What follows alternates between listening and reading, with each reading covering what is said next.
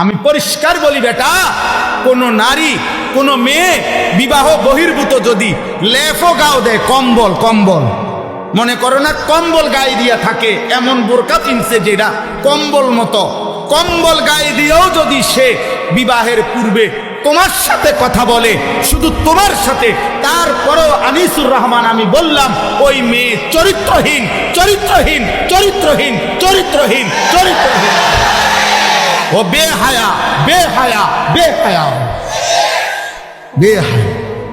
এই বোরকার দোষ নাই, ওর চরিত্রের দোষ।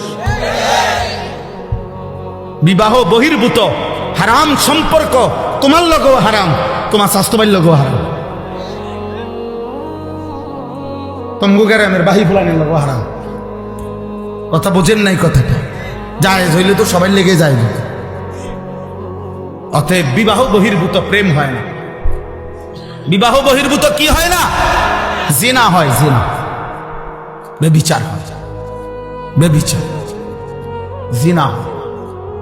অতএব চোখের হেফাজত করবে, ঠিক আছে নি বাপ? ইনশাআল্লাহ